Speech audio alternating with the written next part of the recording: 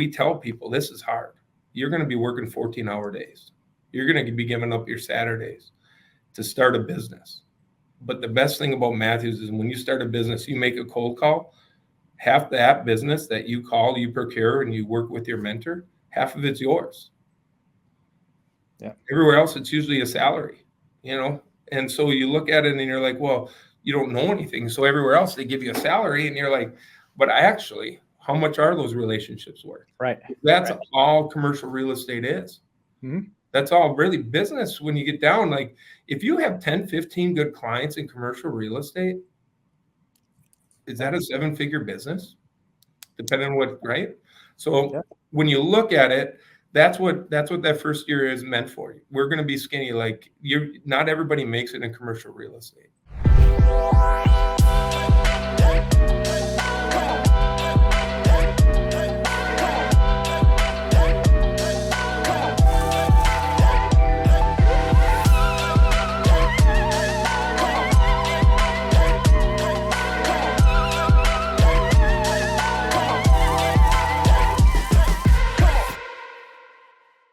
Kurt, Tom, welcome to Pucks 2 Properties. We got an incredible show today, and we're excited to get rocking and rolling. But before we do, this podcast is brought to you by Riva Global, which is a premier virtual assistant staffing company that fits any type of real estate and non-real estate need. Anyone needs staffing or help with staff, I should say, for different types of tasks, whether it's cold calling, text messaging, admin work.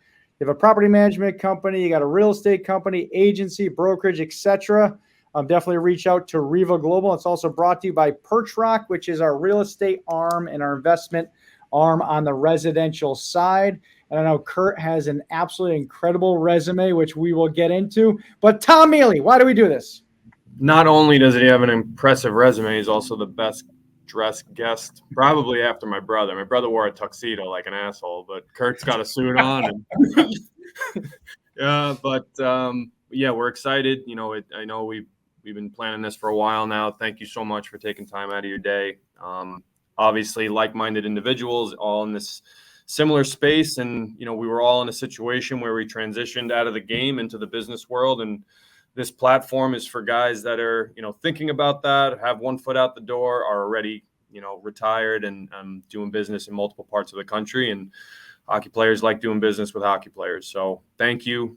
We appreciate it. And it should be a good episode. There's a lot of stuff to cover.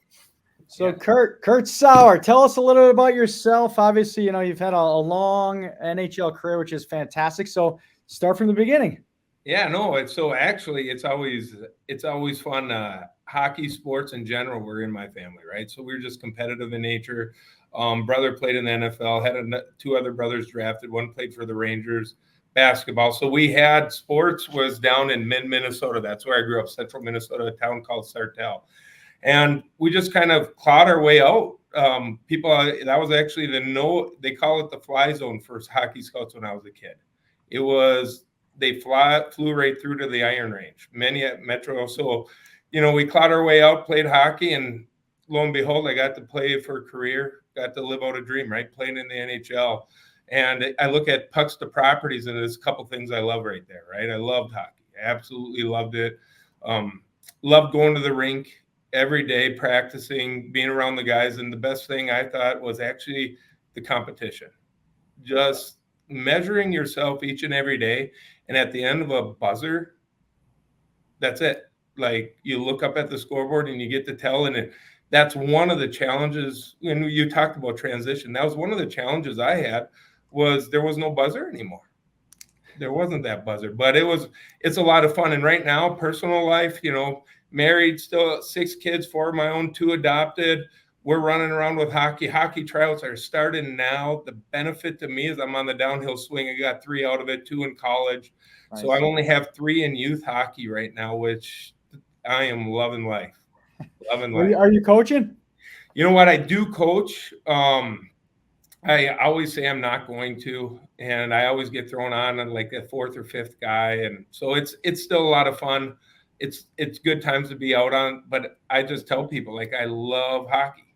Yeah. So it's hard for me to look at youth sports or community sports and tell them, hey, you got to work extremely hard when all they're out there to do is have a good time with their buddy. Like some of them are literally out there to have a fun time, enjoy hockey, and have a good time with their buddy. And that's what I love about Minnesota too. We have what it's called B hockey. I don't know. We got we have one of the larger associations. So we got a double A team. We got an A team. We got multiple B1 teams, multiple B2 teams. We're in a hockey city called Wayzata. We have C teams, right? And I always say B hockey is best hockey. It's competitive. The locker room's great. They're there for fun. When it's all done, coming home, they're still excited about hockey. And I feel like in the NHL, those are the fans in the Minnesota Wild stands are those B hockey players that just love it. Yep. So it's a lot of fun though. Love it. Hey, it's actually funny. In the hockey world, there's a lot of connections, but in the real estate world, in the hockey world, small world, real estate world's a little bit bigger. But you know something funny?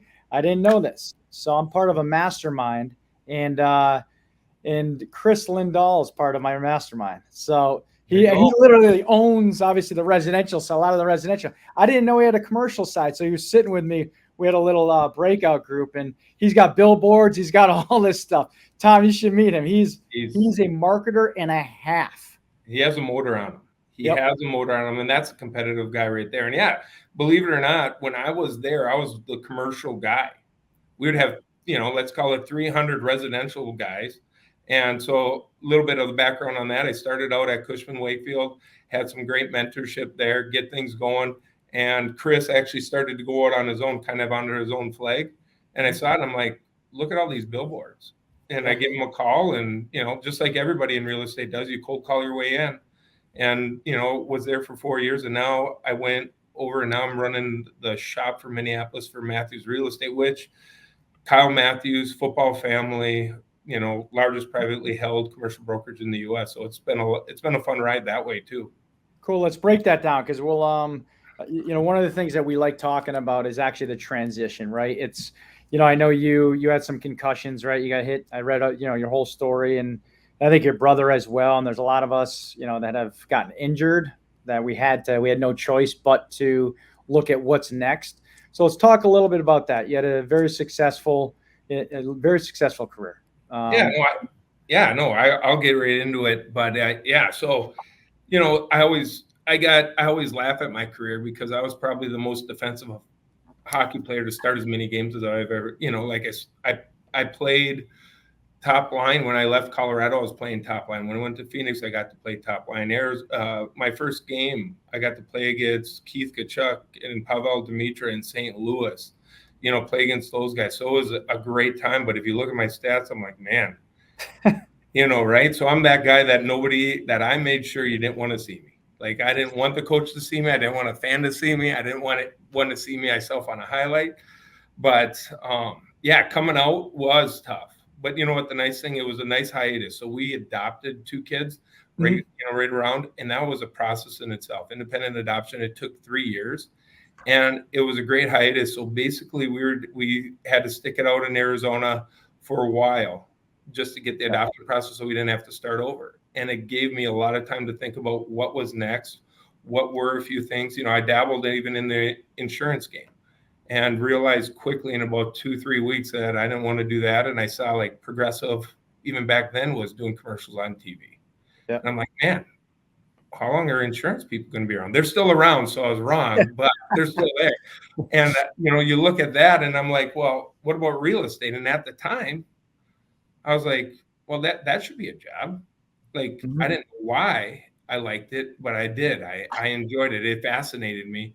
And so when we moved back to Minnesota, to start my new career, I got my real estate license, made a few cold calls to my way in. And I still believe today, especially commercial, Zillow tried to mop up the residential world, and they lost like $5 billion.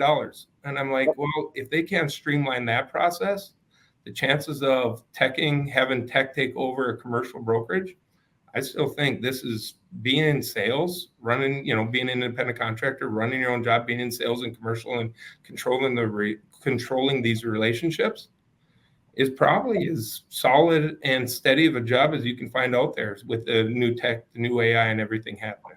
For sure, for sure. So how did you, so just breaking that down, right? Obviously you were in Arizona and then you decided to move up, back up to Minnesota. And then how did you actually break into real estate? I know you said cold calling, but what was your first thing you did? Did you get your license first and then you decided to call people, or what happened? Yeah. So first I got my license. My brother was in it for a little bit. He was an NFL football player. He did a little bit. So, he told me a few things, but he was out of it at that time. And so basically I got my license, met a few people. I met a guy, literally, I was getting tires on my truck and he was a realtor. Yeah. And still to this day, I still talk to him, refer him. I just get him over some residential business that way, just sent him a lead. But he was a great guy. And they're just, all of a sudden I started meeting just good people in real estate. I hate to say it that way. And, I called the person. He's like, yeah, no, commercials are definitely there's a career there. And he said, let me help you out. And so actually my first call was kind of a warm call because I went to my USHL hockey coach, who is now, and still, he's a principal commercial broker.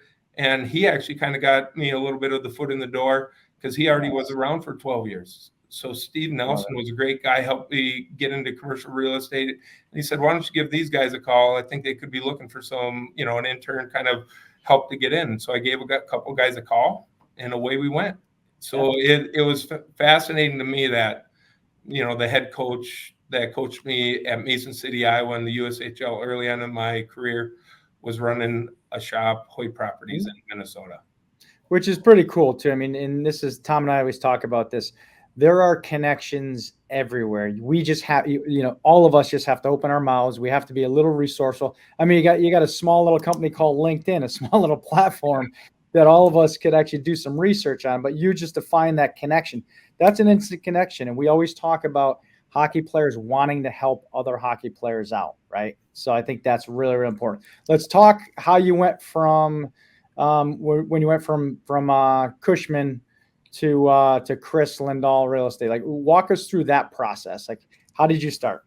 So basically I was at Cushman, and commercial brokerage, I will say when you hop into commercial brokerage, especially on the brokerage side, like not very many, I didn't know very many people that actually did it for a living. And I didn't understand the business, right?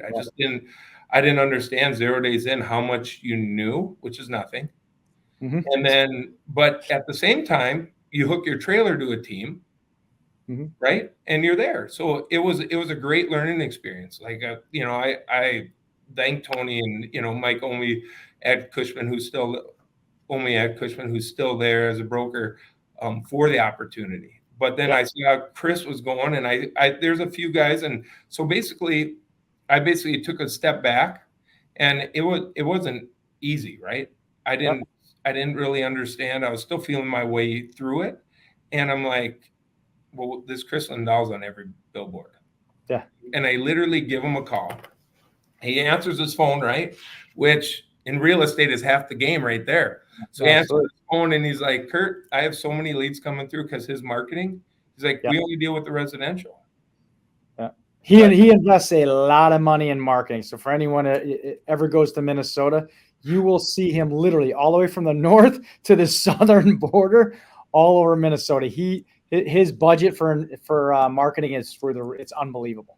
No, it is. It's you know what? It's unbelievable. Like, I've never been shared and actually have good resource on how much money, but you're definitely way past seven figures in my eyes. So, and this is a shop, a single flag shop, not a national brokerage. But anyways, I gave him a call, and I still remember him saying, well, Kurt, organically coming in, on the web, I have 7,000 to 8,000 leads. I'm like, what do you mean? Well, these people inquire about commercial properties. So what I basically realized is that Cushman, we're dealing with high value. If I'll be straight, if you can get into the high value, it's always better use of your time, because a deal's a deal.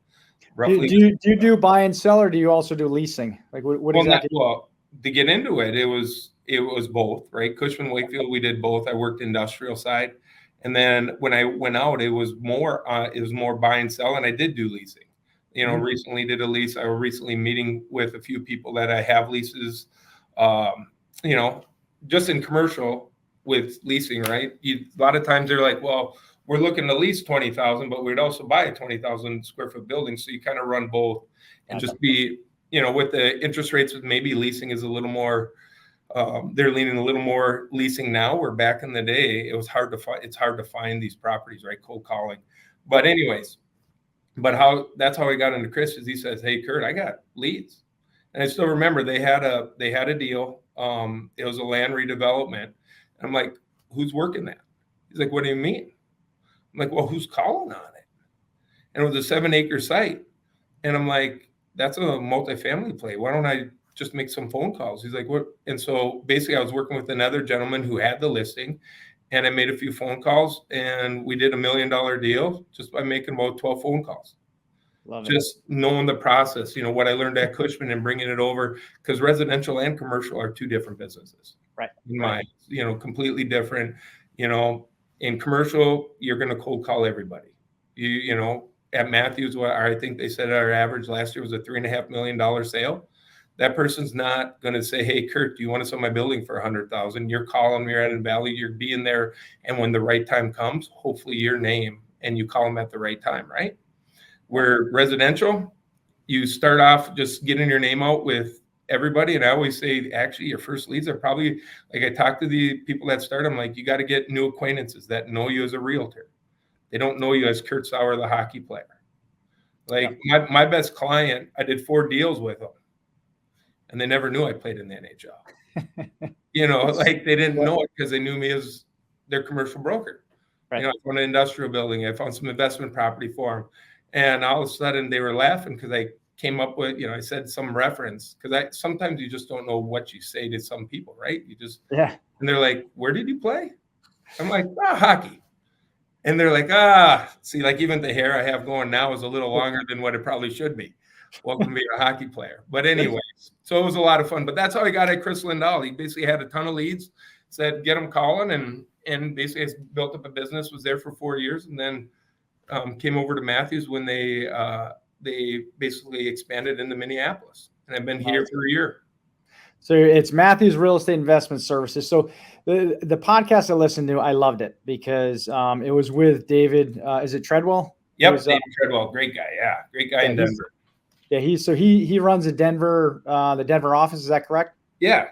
So he does financing and helps run that office. Yep. And again, another athlete who's a kicker in the NFL, so it was pretty cool. But the one of the things I actually took away from was when you guys hire, right, and you look at certain types of traits, right?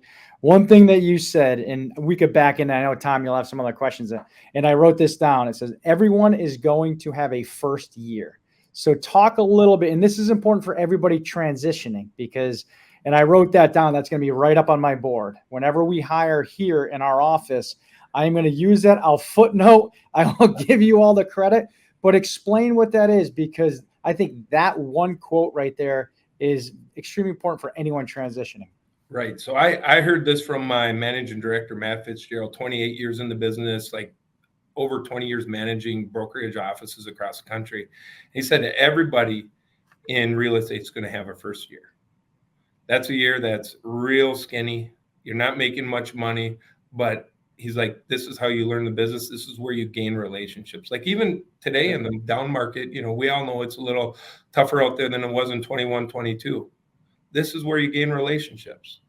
But that first year, we at Matthews believe, we will teach you the skill set. We just need that mentality. Hence, Kyle Matthews does the podcast, Matthews Mentality, because we tell people this is hard. You're going to be working 14-hour days. You're going to be giving up your Saturdays to start a business. But the best thing about Matthews is when you start a business, you make a cold call, half that business that you call, you procure, and you work with your mentor, half of it's yours. Yeah. Everywhere else, it's usually a salary, And so you look at it and you're like, well, you don't know anything. So everywhere else, they give you a salary, and you're like, but how much are those relationships worth? Right. That's all commercial real estate is. Mm-hmm. That's all really business. When you get down, like, if you have 10, 15 good clients in commercial real estate, is that a 7-figure business? Depending on what, right? So when you look at it, That's what that first year is meant for. We're going to be skinny. Like not everybody makes it in commercial real estate. And that's part of, if anybody has questions, they can give me a call. We can do a Teams meeting for all intents and purposes, do virtual, and I'll tell them how Matthews does it different. Why are we the fastest growing? Because we invest in the people that are willing to work. That's basically what it is. We're 8 years old. I'm going to give some, I guess you can call it, some highlights of a company, and the reason why I came, was principles, but we're 8 years old. And we're 7th in sales over number of sales, with sales over 2.5 million. People are like, well, what's that? I'm like, well, the next guy closest above us is 52 years old. Yep. Just tells you why. That's impressive. Just tells you why Matthews is where it's at, and that we're just starting. So it's a lot of fun. I know, Tom, let's transition. I know you have a lot of questions written down. I have a bunch more, but just going off of where we left off. Sounds pretty familiar. What do you think about what he's got going on over there? Jeez Louise. Takeaway I got from, one of the things I wrote down here is commercial and residential. So there's guys that listen to this platform, maybe they have an interest in residential, maybe they have a difference or an interest in commercial. Give me the Cliff Notes version of what guys could expect on basically the difference between the two. Yeah, I would say it's all about how you get your leads. In residential, you get, it's a sale, and you're usually buying a person a house. So some people really specialize in that area of purchasing people for them to live in. Other people will actually branch out and focus on investors, flippers, those type, and it's a different type of product too. Understanding the difference in both, it benefits. Like when I was at Kris Lindahl, like I said, these people would come in because Kris actually hires aggressively, recruits hard, and basically gets and invests in people that don't have a business yet. So when I looked at the way he did it, way things are done is I truly believe if I introduce and I say, my name's Kurt Sauer and I'm a hockey player, it's great. They know me as a hockey player. But if I meet you first time and I say I'm a realtor, they'll be like to their friend, you know what? I just met this realtor. I just met him at the grocery store. Seemed like a really good guy. He gave me his card here. You're looking for a house, right? Boom. Like I feel like acquaintances are huge on the residential side. And then once friends and family sees that you're doing deals after deals, then your aunt will give you a call and trust you with $1 million property. You know what I mean? Yep. It's still their biggest investment too. And they have to be smart and wise about who they use and who they use to market it. And I would say on the commercial side, it's all cold calling. It's all cold calling. It's all getting in front. You can network, like some of these guys I'm sure are golfers. If you're a scratch golfer and people want to play golf with you, that'll help. Yeah. But in all reality, how many people on the golf course are going to be owning properties? There'll be a few. Like I said, you don't need that many clients, so you can get some deals. But really, to build a business is the product, specialize in a product, in an area, and be an expert. Because these people with $3, $5, $10 million properties aren't going to hire you because they just like you. You actually have to be very good at what you do too. Yeah, you actually talked about on the podcast about some of the things that you guys do, and this is for every business, but we'll use Matthews because in reference to this is really important on that side of it. You guys do a lot of training, right? You guys do a lot of teaching and training to be able to understand how to value properties, and you kind of talk a little bit about that. But talk more about that on this podcast because I think it's a lot like being an athlete, right? You got to be prepared. You gotta work on the ice. You got to work in the gym, et cetera, et cetera. Yeah, no, and I just dug in my briefcase because literally this is our training manual. We go through 2 months, 490 pages, 114 classes, and people, and I talk to these guys and they're like, and the first day I'm learning everything over again. Yet we teach them how to cold call. We go over the 7 steps. We teach them how to run through a pitch. You know what? It was amazing because like Kyle Matthews, he's obviously from a football family. Clay is his younger brother. I believe actually Kyle could have been a strong safety in the NFL. The problem is he was at USC playing under Pete Carroll, and the guy that was ahead of him was named Troy Polamalu. Never got a chance. And I know there's hockey players out there that, goalies, whatever, like they didn't get a chance, not because they were good enough.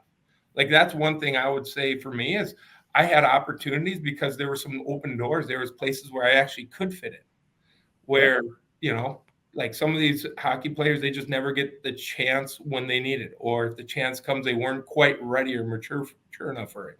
Well, that's the nice thing. Like Kyle, he's unbelievable. How he's done to build his business, and not only like as a broker. So that's what I liked about Matthews. It was built by brokers, and he gave his pitch, and he showed us how he did his pitch step by step. He went to every location, did it in person. Like there were things like I was taking notes down like nobody's business. I was like, I've never seen that or heard it done that way. Yeah. And it just that helps to have that mentorship, right? And that's one thing I know in this business is people go out for coffee, people go out for drinks. If you have a question in commercial real estate, usually can call somebody and they'll give you some time because they don't know exactly who you are, why you're calling, who you know, and it's getting yourself out there. Yeah, so I love the preparation and the manual that you guys have and the training, which is phenomenal because for someone looking to make that transition. For me, when I look at it, I say you got to look at the industry or the company that you're going to work with to make sure that they have the proper training to help you and hold your hand along the way to be able to make that transition a lot easier, right? And I know, Tom, you got some questions about transition and mindset stuff because that part is really important for all of us. No, I agree. And then one thing, like even one of our lessons called the Valley of Despair. We've all been there. If you're played hockey enough, there's been a couple games where you've been on a skid and you're like, how do I get back going? What do I need to cut? You know what I mean? Yeah. And it's nice because in our training manual, we talk about it. So when you hit it, at least you're going to come to us and ask us for help to show how when you're in that jungle, how you put one foot in front of the other. And all of a sudden you do this long enough that it starts to open up and you start being able to travel and actually see more than 6 inches in front of you. Like I know right before the podcast, we were talking about like the first year in hockey. I don't remember it. Like I don't like people are like, what do you mean you don't remember it? I'm like, we got to go to the game 7 of the Stanley Cup Finals, lost to New Jersey. And I remember it and I remember the guys, but I wasn't able to enjoy it the way, like one regret in hockey would be that I didn't enjoy each moment because I was just trying to not drown. Right. And so anyways, I got the same problem. I mean, we lost. This is back in '94. We lost 9-1 in the national championship to Lake Superior State. I'm like, holy shit, that stung. And then the year after that, we ended up winning it all because we obviously learned. You learn from failure, obviously in any business. But that's something that I wish all of us. I mean, I think that's every hockey player has that in common to be able to go back and see clear and actually enjoy the journey rather than the shit show that it takes to be successful, right? Correct. So, Tom, keep rolling. Yeah, I want to touch on what you said before about being at the grocery store and introducing yourself as the difference between Kurt Sauer, the realtor, and Kurt Sauer, the hockey player. That's a big thing that I find guys are saying. It's, finding that identity, again, after retiring from the game and not being known as someone that you were for, 25, 30 years. And now you have to recreate yourself. Let's touch on, what that was like for you and what you would, give advice to guys on that whole thing. And I guess coming out, I knew that was going to happen. Like my brother, who was the NFL player, the oldest in the family, he's like, Kurt, when you're done, people won't remember you. I'm like, well, Craig, right now I walk through every grocery store in our hometown and they can't say my name either. So it doesn't matter. Like my brother was definitely more well-known than me. Let's just put it that way. But yeah, no, it's reinventing yourself and realize it's not even a reinvention of yourself. It's taking yourself from hockey and putting it in a different business. Everybody knows the hard work you put in hockey. Everybody knows what you did, and meaning yourself. You know what it took to be a good hockey player. But literally, you'll be starting at zero. And when you're 30, 35 years old, 25 years old, coming out of something where you think, it doesn't have a ton of transfer unless, and this is for the hockey players still playing, if you can start networking and getting into it and starting that right now. And that's one thing I didn't utilize. I'll be straight. When it was Right. summertime, it was summertime. I don't think we do a great job of leveraging our position in NHL that people want to have a lunch with us. And when I say people, like there's some hockey fans out there that are very influential, and it's just networking and just getting to know and shake some hands. You know, once it's said and done, in hockey, you feel like, you know, there's a dark time. I don't want to say it's not dark, because it was nice to be on an island, nice to have my kids getting adopted, to give us time to reflect and just be a family, because you have to reinvent yourself, and nobody really prepares for you to go from 100 miles an hour, for me, when I got injured, to being just basically, whoop, you're done. You're not prepared for that. And you know what? So when I was at zero, I knew I was. And when I went into hockey, went into real estate, you know, there's a lot of trust that goes into the next career. I would say if I was smart, I would have prepared a lot more for a second career, not just banked on hockey being the end all be all. And that's just me. You know, I came from the WHL, which hockey was, you know, we didn't go to college that way. So it was good. It was fun. But when I got started in real estate, it was really reaching outside, like those acquaintances, those people that I knew, that I basically reinvented myself as somebody who does real estate. And the only place they know I'm actually an NHL hockey player anymore is when I go to a hockey rink and coach my kids. That's it. So it's been a good transition that way. It's been a lot of fun. And like I said, I love where I'm at. It's a very competitive business. It's hard. There's no difference to being successful in hockey than being successful in commercial real estate. There's just a few different, let's call it fundamentals, that you have to do that we never had to do in hockey. Just let's touch on that. What's your day-to-day like right now?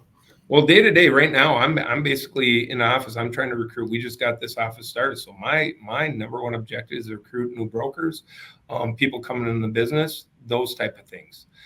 Help people with pitches, make sure they're doing their cold calls. Like, I'm basically just a coach. If you look at this as a hockey team, I would say I'm the coach of the office. I can't score a goal. I'm not here to score a goal for the team. I'm not. So I'm investing. Could I score goals? Could I strap on the skates? Yes, I could. But in my position and where I transferred is we have other salespeople that we are hiring to try to, you know, score some goals. So that's where I'm at. So day to day, like, we put in long hours. Like, you know, my guys, I have some guys that are literally are like 7 to 12 to get their business started, that are working that hard, because we call it front loading. You know, you front load your work, your career. You know, if you want to work a 40, 50 hour week, you know, until you're 60, you can do that, right? And if you add up those hours, a lot of times the successful people actually work a lot less, but they did work 70, 80-hour weeks in the beginning. Yeah. And so it's understanding that when you start anything new, it's a grind. It's hard. And when I recruit people, when I tell them, I'm like, hey, if you're coming into this business fresh, you're going to have to ramp up. And that first year, you need to pack as much in it as you can, because you're only going to have one. And it kind of basically sets a trajectory for your career. I know, and Tom, you want to keep going to this, but anyone listening to this, that is the best advice to ever give anybody, knowing it's going to be a grind. Nothing's easy. Your next, I mean, it's not easy playing professional sports, no matter what, right? It's not easy, but a lot of people don't understand that, where they forget what it took to actually play hockey. So now the next career, I like how you reset everyone to say, listen, guys, you guys got to work your asses off. You don't work your asses off, you're going to struggle. So your story, you tell everybody 70, 80 hours at the beginning, you're 1000% right. And it's the best way to actually help someone be successful in the future. And that's my favorite thing about this, where I'm at, is this is the way it is. You know, I'm not trying to hire for a senior. I'm not trying to hire to do certain things. No, like when somebody says, hey, Kurt, I don't know anything about real estate, I want to get into it, I say, well, at Matthews, we basically tell them, here, this is what your next 10 years can look like. Yeah. You know, where every place else, like I said, we're one of our principles at Matthews is we're a team. And that's one thing I like. Everybody at Matthews is a team. And I don't care your product, specialization, leasing, sales, financing, we're a team. And so it's we grew up with technology too. That's one thing at Matthews that makes it different. So like we have a collective database. 1.2 million investors are in this database that everybody gets to use. But to get to use it, you have to add in some more investors from your market, from what you're doing. And it just, it just fundamentally, I just look at the way what I get to tell and how I tell people. I'm like, I wish Kyle would have told me that in the beginning, like when I started, right? Because I didn't know. Yeah. And I blame myself for not knowing, but you can't, you know what I mean? But when you don't know, you just don't know. It's just what it is. Like, if you don't have, like, I even look at the way I got in the NHL, I had a person that actually believed in me. Mm-hmm. So I think everybody has those coaches growing up that believe in you and give you a chance and opportunity and give you great advice. I remember, not even outside my team at Cushman, I remember a gentleman, he says, Kurt, he came over to me one time and he's like, Kurt, hey, you left a voicemail for one of my clients, no problem. Just so you know, mark it down that he's my client. And also, I listened to your voicemail. I think you're going to make it. He didn't have to do that. Correct. You know what I mean? He didn't have to say that. He could have came over and laid into me. I'm a young junior, whatever. I'm, not a veteran at all. And this is one of the biggest, baddest in our office. But he came over and just layered in nicely. And he shared, it's kind of like that veteran in the locker room. Yep. So it's nice to hear that, when you're in an office, I don't care what commercial brokerage office, there are those guys that, there are the Joe Sakic's of the world. Nick Lindstrom, I guess. I never played for Nick, but I played with Joe. And that he calls a spade, and he's working harder than you. Correct. And the takeaway there is, obviously, when you're at the top level, there's obviously levels. There's always someone better than us. Let's call it what it is. But when you're up there, don't be a dick to people underneath you, because there's a right way to do it and a wrong way to do it. We got to talk to people the right way, right? You know what? That's hilarious. You say don't be a dick, because that's one of the things that my Matt Fitzgerald says. If you are a senior and you want a junior to ever bring you a deal or help you on a deal, just don't be a dick. That's it. Yeah. They want help. They'll come to you. They knew who the best is. Just don't be a dick to them, and you won't ruin that. They'll come to you with a deal, and they want help with it. Perfect. That's the name of the show today. Don't be a dick. So Preston, write that down. All right, Tom. I know we're coming up to 36 minutes. What do we got? Last parting questions. Last question. What do you miss the most? You know what? I miss competing. Like when I say competing with a buzzer. Like in this game, we compete every day. We grind every day. And there's no governor switch in business. Like there's no, I don't want to say skill, because there's skills that especially you get. But when I look at the ice rink, when I used to hop on, you look across from you and you're like, we got 3 periods to figure this out. And you get to compete against the best in the world. Like, I'll be straight, I never seen the best compete. You know what I mean? Like I saw Kyle Matthews, who could be one of the, in my eyes, is one of the best I've ever seen. And I saw him do a pitch, but I never really seen him compete. It'd be phenomenal if everybody did a pitch all at the same time, 3 people, 3 teams going at it. They just sit on their board and you get to see everybody's pitch. Like that's what I look at hockey as. If you were able to expose everybody in commercial real estate doing their sales pitch, now you compete. Now you can beat them. You know what I mean? Where in hockey, that's what I miss. I really miss competition. The locker room, there's nothing like it. I call it a family table, right? Like when you're putting on pads, everybody's bringing something to eat. And you're all facing inward, which I think is, I don't know any other locker room that faces inward like hockey, where you actually reach up, grab around, put stuff on, just like a family table. So you have to look each other in the eye and you say, hey, we're going to go out there and we're going to win this game, right? And everybody has to go out and eat. And so I miss that.